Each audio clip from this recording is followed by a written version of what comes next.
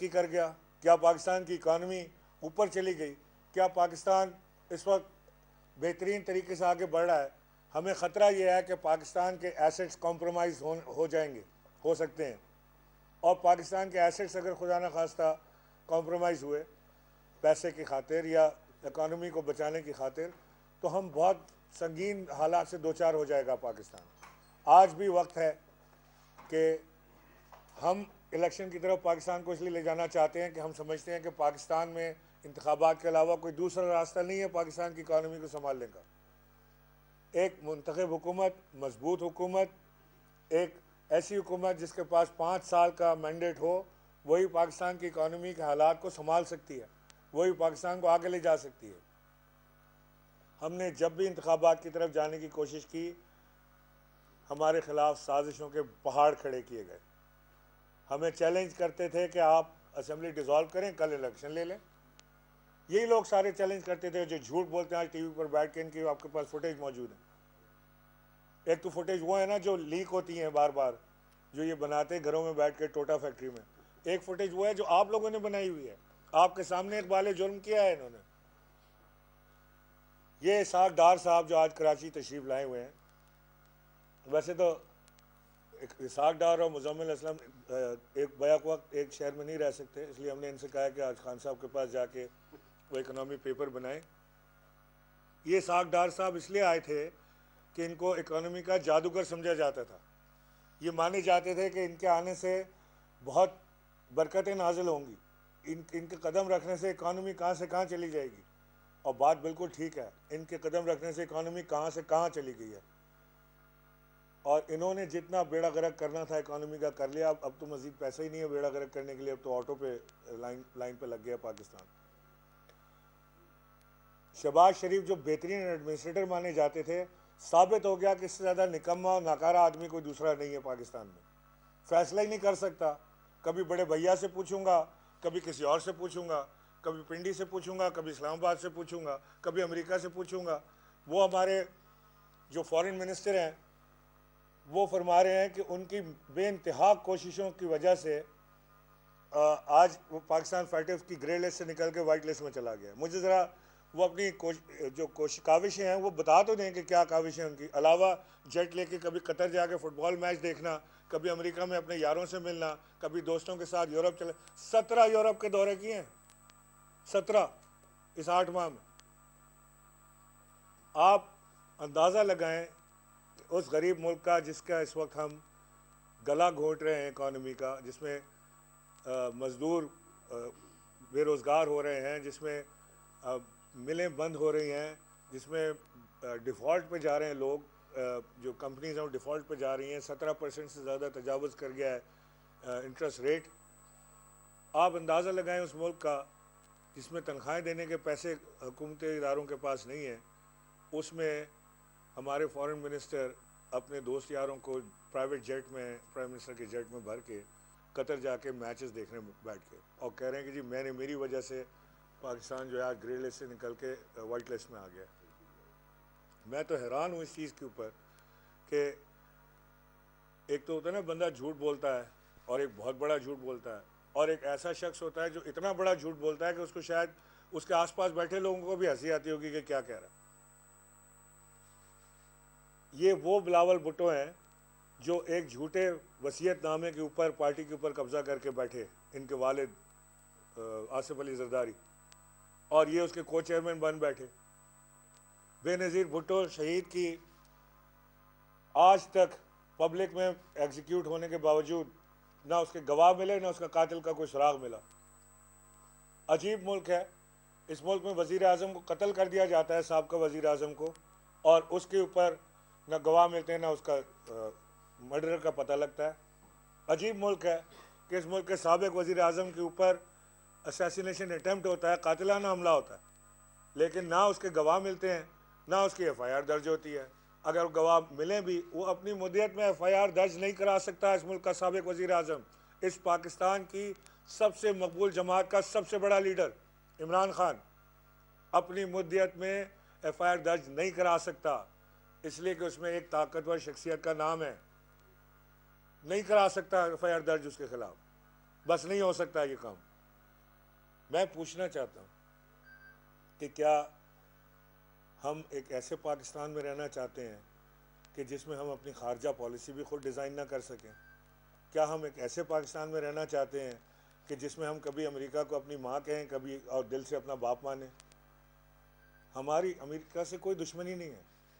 ہم چاہتے ہیں کہ ہماری پالیسیز ایسی ہوں کہ ہم سب ممالک کے ساتھ بشمول ہندوستان، بشمول ایران، بشمول امریکہ، چائنا، یورپ، ہم سب کے ساتھ چلیں، لیکن پاکستان کے مفاد میں. جہاں پاکستان کا مفاد کانفلکٹ ہوگا، میرا پاکستان سب سے پہلے ہوگا میرے لیے، بعد میں امریکہ ہوگا، بعد میں چائنا ہوگا، بعد میں ہندوستان ہوگا، بعد میں ایران ہوگا، بعد میں سعودی عرب، بعد میں جاپان. میرے لیے تو پہلے پاکستان ہے. اور اگر کہیں پالیسی کانفلکٹ ہوتی ہے تو میں بولوں گا پاکستان کے لیے. اور پاکستان کے لیے بولنے کو آپ نام دے دیتے ہیں کہ جی آپ نے تو دشمنی کر لی امریکہ سے، آپ نے تو دشمنی کر لی چائنا سے، آپ کی خارجہ پالیسی فیل ہو گئی. ہر وہ خارجہ پالیسی جو پاکستان کے مفاد کے خلاف ہوگی فیل ہونی چاہیے. ہر وہ خارجہ پالیسی جو پاکستان کے مفاد میں ہوگی اس کو سپورٹ کرنا چاہیے سب کو. عمران خان نے کیا کہا تھا؟ عمران خان نے کہا تھا کہ جو سائفر ہوا ہے امریکہ میں اس کے خلاف ہوں. اور کیوں نہ ہو، ہمارے ملک کی پالیسی، ہمارے ملک کی گورنمنٹ کا تبدیل ہونا، ہمارے ملک میں نئے انتخابات ہونا نہ ہونا، یہ ہمارا ذاتی معاملہ ہے. اس کا مقصد امریکہ سے یا کسی ملک سے دشمنی نہیں ہے، لیکن یہ میرے گھر کا معاملہ ہے، میں اپنے گھر میں طے کروں گا. اگر ہمارے گھر میں لڑائی ہوتی ہے دو بھائیوں میں یا میاں بیوی میں، تو پڑوسی کا حق نہیں ہے کہ اس کے اندر انٹرفیئر کرے، کہ پڑوسی بتائے کہ جی آپ کی بیوی ٹھیک کہہ رہی ہے. بھائی تو کون ہے؟ میں اپنے گھر کا فیصلہ خود کروں گا. میں ہوں، میرے بچے ہیں، میرے خاندان ہے، اس کا فیصلہ میں کروں گا. لیکن اس کا مقصد یہ نہیں کہ میں پڑوسی سے تعلقات خراب کر لوں گا، کہ میری بیوی سے جھگڑا ہے تو لہٰذا میں پڑوسی کو گالی دوں گا. ایسا نہیں ہے. میں آج آپ سے یہ کہنا چاہتا ہوں کہ جس طرح اسلام آباد کے انتخابات مؤخر کیے گئے، جس طرح پنجاب میں انتخابات کو مؤخر کیا جا رہا ہے، مجھے اپنے کورٹوں سے امید تھی کہ ہمیں وہاں سے ریلیف ملے گا، کیونکہ ہمارا حق ہے کہ ہم پنجاب میں دوبارہ انتخابات کرائیں. اور ہمیں امید ہی آج بھی ہے، قائم ہے، کہ ہمیں کورٹوں سے ریلیف ملے گا. میرا کورٹوں سے بھی سوال ہے. میں پوچھنا چاہتا ہوں، بہت مؤدبانہ طریقے سے اپنے معزز ججوں سے میں پوچھنا چاہتا ہوں کہ کیا ایک میجورٹی کی حکومت، ایک سٹنگ حکومت کو یہ اختیار نہیں ہے کہ وہ اسمبلی ڈیزالو کر سکے؟ کیا ہمیں ضرور ہے کہ ہم نے لکھ کے دینا ہے کہ جی ہم فلاں تاریخ تک نہیں کریں گے؟ آپ نے بڑا اچھا فیصلہ کیا کہ جو گورنر کی غیر قانونی رولنگ تھی اس کو اٹھا کے باہر پھینکا، لیکن ہمیں یہ اختیار ہونا چاہیے کہ ہم جب چاہیں اپنی اسمبلی کو ڈیزالو کریں اور نئے انتخابات کی طرف جائیں، کیونکہ ہم سمجھتے ہیں کہ اس سے مستحکم ہوگا. یہ جمہوری فیصلہ ہوتا ہے، یہ جمہوریت میں یہی فیصلے کیے جاتے ہیں. ہمیں اسلام آباد میں انتخابات چاہیے. میرے کورٹوں سے یہ امید ہے کہ وہ دیکھیں گے کہ الیکشن کمیشن کتنا باعث اس وقت ہوا ہے، کتنا یک طرفہ الیکشن کمیشن فیصلے دے رہا ہے، مسلسل یک کے بعد دیگرے. آپ کو کوئی فیصلہ عمران خان کے خلاف چاہیے، الیکشن کمیشن چلے جائیں، انشاءاللہ آپ کو جلد مل جائے گا فیصلہ. ایک طرف گھڑی کی ٹک ٹک سنائی دیتی ہے، دوسری طرف ہم کہتے ہیں توشہ خانہ کے سارے کیسز کھولو، سارا نکالو ریکارڈ باہر لے کر آؤ، پتہ چلے کہ کون. جس دن سے کورٹ نے توشہ خانہ کا ریکارڈ مانگا ہے اس دن سے مجھے گھڑی کی ٹک ٹک بند ہو گئی ہے. بالکل کوئی آواز نہیں آ رہی کسی کی، کیونکہ توشہ خانہ میں ڈکیتیاں ماری ہیں انہوں نے. عمران خان نے تو گھڑی خریدی تھی، انہوں نے ڈکیتیاں ماری ہیں، بغیر پیسے دیے انہوں نے مال اٹھایا ہے. 3 BMW نواز شریف لے گئے ہیں، بلٹ پروف گاڑیاں زرداری لے گئے ہیں، جو کہ پیسہ دینے کے باوجود نہیں لے جا سکتے آپ وہاں سے. اور اربوں روپے کے وہاں سے انہوں نے مال اٹھایا. آنے دیں لسٹیں، پتہ لگے گا کہ کس کس نے کیا کیا اٹھایا. اور یہ صرف سیاستدانوں تک محدود نہیں رہنا چاہیے، یہ صرف سیاستدانوں تک محدود نہیں رہنا چاہیے. ہماری جوڈیشری، ہمارے ادارے، ہر جگہ سے ہمیں پتہ ہونا چاہیے. اگر ہمیں اپنے سیاستدانوں کا پتہ کرنا ہے کہ توشہ خانہ سے کیا کیا کام ہوئے ہیں، تو ہمیں ہر چیز، ہر ایک کا پتہ کرنا ہے کہ توشہ خانہ سے کس کو کیا ملا، کس کو کتنے تحائف ملے. پتہ ہونا چاہیے ہمیں، ہمارا حق ہے معلوم کرنا. میں امید کرتا ہوں کہ ہماری جو آنے والی یہ نئی چینجز ہیں اداروں کے اندر، باجوہ صاحب کے بعد، وہ پاکستان کو بچانے کے لیے فیصلے کریں گے جو ان کے اختیار میں ہیں. وہ اس طرح کے فیصلے نہیں کریں گے کہ وہ شخصیت پسندیدہ ناپسندیدہ کی شخصیت کے اوپر پاکستان کو داؤ پہ لگا دیں. ہمیں قوی امید ہے کہ پاکستان کے ادارے بہتر ہاتھوں میں گئے ہیں. ہمیں امید ہے کہ وہ بہتر فیصلے بھی کریں گے. پاکستان کی ڈوبتی معیشت کو سہارا دینے کے لیے جو کچھ بن پڑے گا وہ کریں گے. پاکستان میں نئے انتخابات اشد ضروری ہیں. ان چوروں کے ساتھ یہ حکومت مزید آگے نہیں چل سکتی. پاکستان آگے نہیں چل سکتا. میں انہی الفاظ کے ساتھ آپ کا شکریہ ادا کرتا ہوں کہ آج آپ لوگ آئے. حلیم بھائی آپ کی بات ہے. بسم اللہ الرحمن الرحیم. مزمل بھائی تفصیل سے بات کریں گے. میں دو ایک بات کرنا چاہوں گا. ایک تو گزشتہ روز شہید رانی محترمہ بے نظیر بھٹو کی برسی تھی اور ہمیں بڑی امید تھی کہ بے نظیر کے قاتلوں کا بتایا جائے گا, ان کو سامنے لایا جائے گا. چونکہ اس وقت تو گزشتہ 7-8 مہینے سے فیڈرل گورنمنٹ بھی ان کی ہے, پروونشل گورنمنٹ بھی ان کی ہے, اور جو پہلے گلے شکوے ان کے ہوا کرتے تھے کہ جی ادارے ان کو سپورٹ نہیں کرتے, تو ادارے بھی ان کے ساتھ کھڑے ہیں, حکومت کے ساتھ ان کے. تو ہمیں کبھی امید تھی کہ گزشتہ روز گڑھی خدا بخش میں بلاول زرداری اپنی والدہ کے قاتلوں کو بے نقاب کرے گا اور اعلان کرے گا کہ ہم نے اصل قاتل پکڑ لیے اور وہ یہ ہیں. لگتا ہے کہ شاید قاتلوں کا نشانیاں کسی ایسی طرف جاتی ہیں جس کو یہ اناؤنس نہیں کر سکتا. نہیں تو مشکل نہیں تھا کہ بے نظیر کے قاتلوں کو اناؤنس کیا جا سکے, سامنے لایا جا سکے, گرفتار کیا جا سکے. لیکن لگتا ہے کہ کچھ اپنوں کے گرفتاریوں کا, بدنامی کا, اس کا نام آنے کا خدشات ہیں, جس کی وجہ سے اس کو بند کر دیا گیا. اور ایک گزشتہ روز ایک لطیفہ بھی سنایا مراد شاہ صاحب نے کہ بلاول زرداری وزیر اعظم بنیں گے. ارے بھائی, جس کو یہ نہیں پتا کہ آسمان سے بارش سیلاب نہیں آتا, بارش آتی ہے, جس کو یہ نہیں پتا کہ ٹانگیں کانپتی ہیں, کانپے نہیں ٹانگتی, جس کو یہ نہیں بڑی چیز سمجھ رہا ہے کہ جی بارش آتا ہے تو پانی آتا ہے, وہ شخص سوچ رہا ہے کہ میں وزیر اعظم بنوں گا.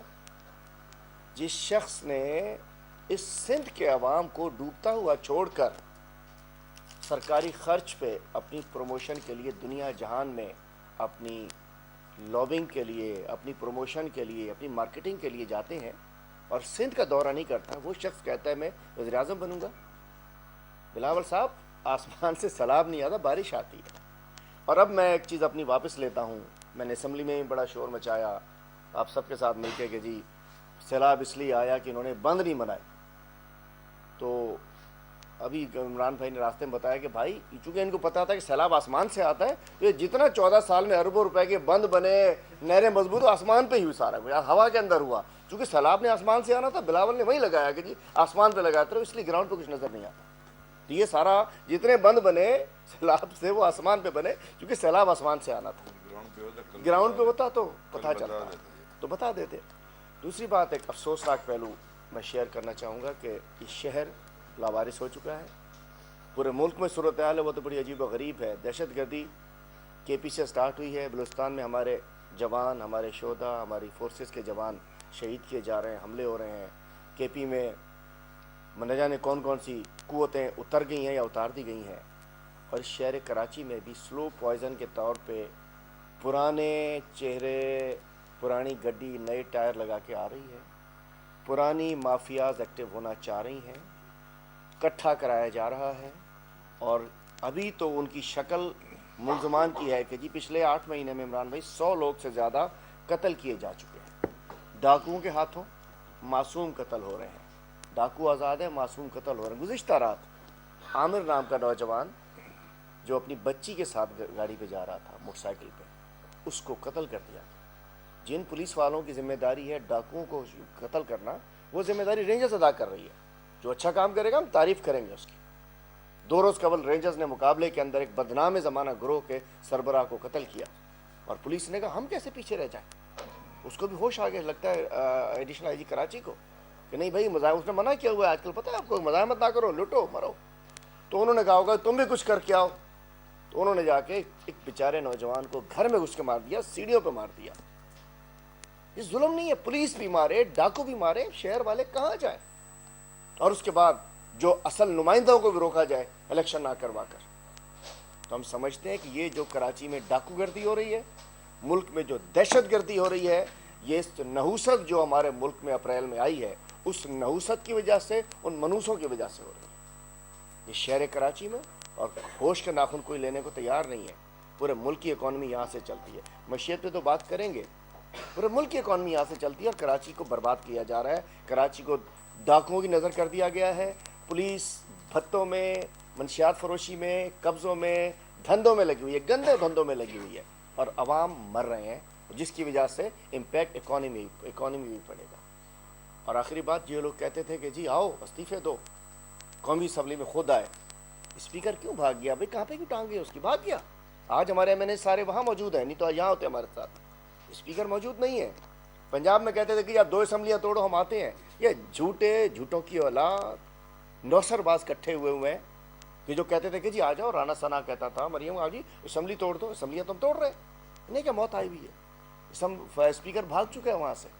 تو میں سمجھتا ہوں جتنا دیر کرو گے پی ٹی آئی کو فائدہ ہوگا، کیونکہ ہر آنے والا دن آپ کا ایک گندا دن ہوتا ہے. لیکن جتنا دیر ہوگا الیکشن میں ملک کو نقصان ہوگا. ہم سمجھتے ہیں کہ ملک کا نقصان نہ ہو. بے شک پی ٹی آئی اپنا نقصان برداشت کر سکتی ہے، کیونکہ ہر آنے والا دن ہمارے لیے زیادہ سیٹیں بڑھ رہی ہیں. تو فوری الیکشن ملک کی ضرورت ہے. اور جو بات یہ ہے کہ انشاءاللہ سندھ میں عمران خان صاحب بہت حد ٹھیک ہو چکے ہیں. انشاءاللہ ٹھیک ہوتے ہی مزید صوبہ سندھ میں بھرپور طریقے سے آئیں گے. ہم سب آج بھی میٹنگ کریں گے، ڈیلی بیسس پہ میٹنگ کریں گے. چونکہ الحمدللہ پنجاب ٹھیک ہو چکا ہے، جی ٹی روڈ ٹھیک ہو چکا ہے، ساؤتھ ٹھیک ہو گیا ہے، کے پی ساتھ ہے، جو کشمیر میں گورنمنٹ ہے، جی بی میں گورنمنٹ ہے. سندھ کا جو ایریا رہ چکا ہے، انشاءاللہ اگلا ہمارا جو پولیٹیکل ایک مارکا لگنا ہے وہ صوبہ سندھ میں لگنا ہے. اور اگلی گورنمنٹ انشاءاللہ صوبہ سندھ میں تحریک انصاف کی ہوگی. مزمل صاحب، میں بات مختصر کروں گا تاکہ آپ لوگ سوالات بھی لے لیں.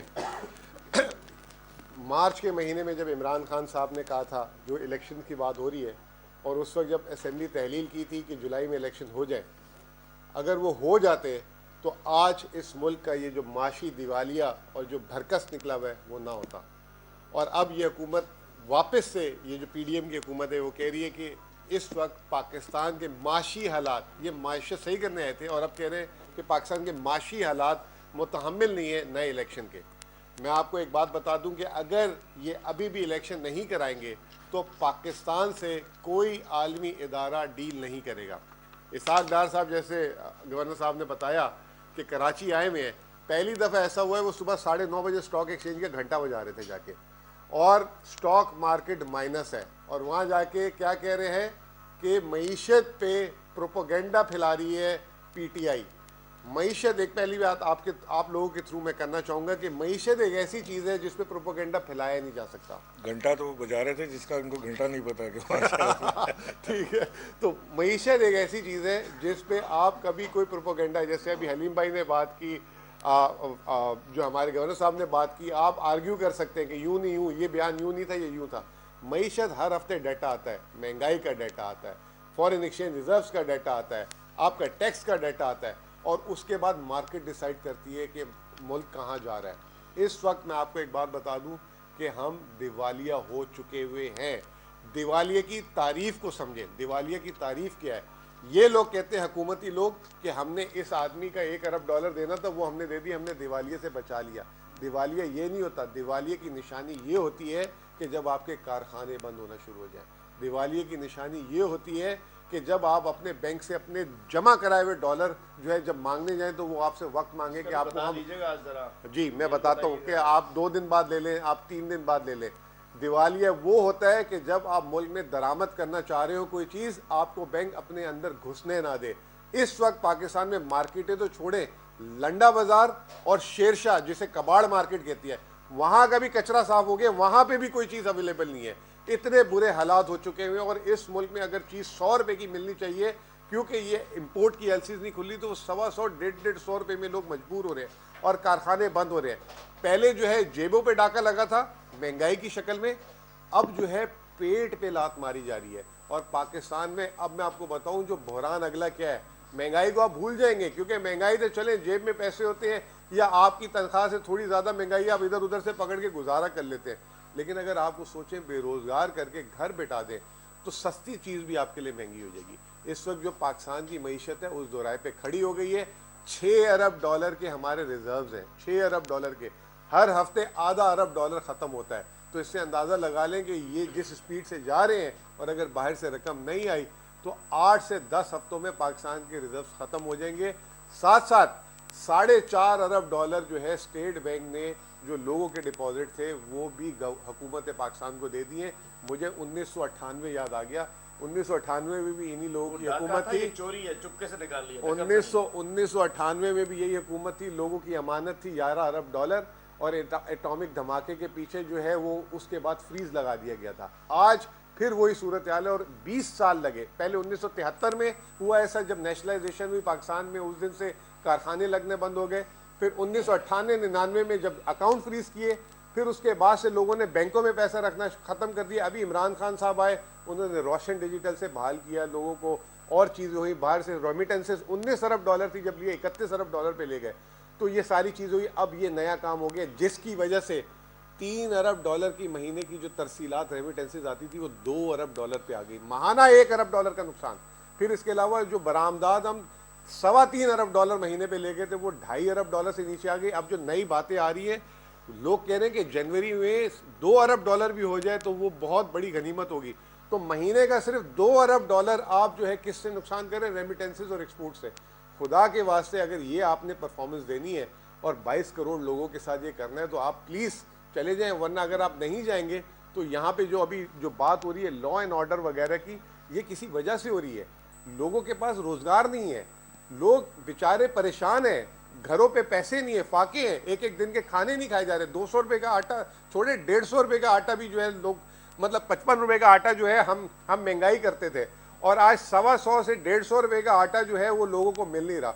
तो खुदारा ये मईशत के हालात अच्छे नहीं है। और अगर इसाक डार साहब कह रहे हैं कि प्रोपोगेंडा से ये हालात ख़राब हो रहे हैं, लोग सोना खरीद रहे हैं, डॉलर खरीद रहे हैं, ऐसा नहीं है। हमारी भी हुकूमत थी जब, उस वक्त कम प्रोपोगेंडा होता था, ये 13 जमातें मिलके करती थी। हमारी भी हुकूमत थी, उस वक्त बॉर्डर नहीं था हमारे साथ। अभी कह रहे हैं जी बॉर्डर से डॉलर निकल रहे हैं, उस वक्त कैसे? उस वक्त तो मुल्क में अंदर आ रहा था डॉलर, अब बाहर जाना शुरू हो गया है। तो ये आपकी करतूतें हैं, और अगर आप नहीं संभालेंगे तो ये और हर आने वाला दिन जो है इस मुल्क को नीचे लेकर जाता रहेगा। बहुत बहुत शुक्रिया।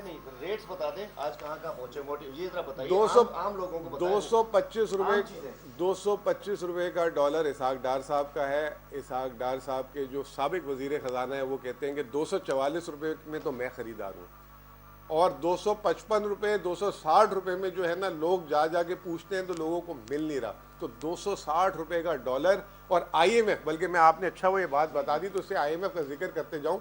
हम जब IMF के प्रोग्राम में थे तो हमें कहते थे PTIMF। इन्होंने असेंबली में हमारे खिलाफ वोट डाला था जब हमने स्टेट बैंक की इंडिपेंडेंस की थी। उसके बाद जैसे हम गए इन्होंने हमें तौहीन IMF लगा दी कि इन्होंने IMF से मुआहदे को ये कर दिया। उसके 4 महीने बाद इन्होंने IMF का मुआहदा किया, 29 अगस्त 2022। 2 महीने संभाल नहीं सके IMF का प्रोग्राम। इसाक डार साहब पाकिस्तान आए थे, आपने जैसे जादूगर का वर्ड इस्तेमाल किया, वो पाकिस्तान आए थे 25 साल की IMF से डीलिंग के तजर्बे पे। इसाक डार साहब को इस वक्त वो जो है फ्री भी नहीं करा रहे, बात करना नहीं पसंद कर रहे, और अब कहा ये जा रहा है कि 2 से 3 हफ्ते का टाइम दिया उन्हें कि अगर इसमें आपने बिजली, गैस, रुपए और टैक्सेस नहीं लगाए तो हम आपके साथ प्रोग्राम ख़त्म कर देंगे, और फिर जब आप इलेक्शन कराएंगे या नई हुकूमत आएगी उस पर बात करेंगे। वो मंजरनामा भी मैं जब सोचता हूँ कि अगर इम्प्लीमेंट कर दिया तो हम मरते हैं, और अगर नहीं इम्प्लीमेंट करते तो वैसे ही हमें मार दिया है। तो हालात जो है इस वक्त काबू से बाहर है, और हर रोज़ एक कारखाना बंद होता है, हर रोज़ एक कारखाना बंद होता है, उसका कोई जवाब नहीं। और वो कहते हैं कि जी प्रोपोगेंडा हो रहा है मुल्क में, इसकी वजह से लोग जो है ये प्रोपोगेंडा की वजह से कोई कारखाना बंद करता है। आप अपनी दुकान बंद करेंगे, मैं कहूँगा जी हलीम आदिल साहब यूँ है, आप अपनी दुकान बंद कर देंगे उसमें। तो ये तो इस वक्त मुल्क का हाल किया हुआ है। बहुत बहुत शुक्रिया।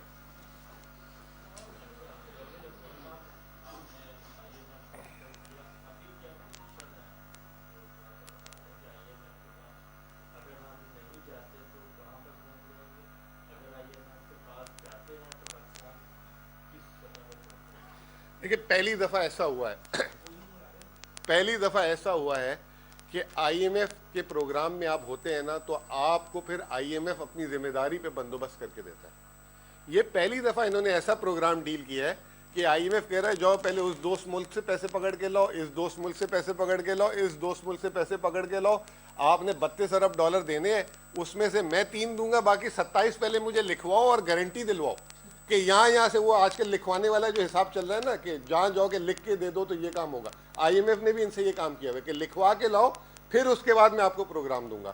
تو میں یہ سمجھتا ہوں کہ فرض کریں یہ ساری چیزیں یہ جو ابھی ہولناک قسم کی آئی ایم ایف کے کہنے پہ اگر یہ کر دیتے ہیں تو میں اس میں انڈیپینڈنٹ بولوں گا، میں پارٹی کی طرف سے نہیں بولوں گا، میں سمجھتا ہوں پھر بھی پاکستان پھنسا رہے گا، کیونکہ دوست ممالک یہ ممالک کے پیسے ناکافی ہیں، کیونکہ انہوں نے اپنی آمدنی پہ ڈنٹ مار دیے پکڑ کے، جو مہینے کا 2 ارب ڈالر کا برآمدات اور ریمیٹنس پہ ڈنٹ مار دیا، اس کا کوئی متبادل ہی نہیں ہے۔ تو اس وجہ کیا ہے؟ بے اعتمادی، اس وقت کوئی ان پہ اعتماد نہیں کر رہا۔ تو آئی ایم ایف کا پروگرام اگر کوئی ہوپ سمجھ کے کر رہا ہے تو وہ تو 29 اگست کو بھی ہو گیا تھا، اس کے بعد تو حالات صحیح ہو جانے چاہیے تھے۔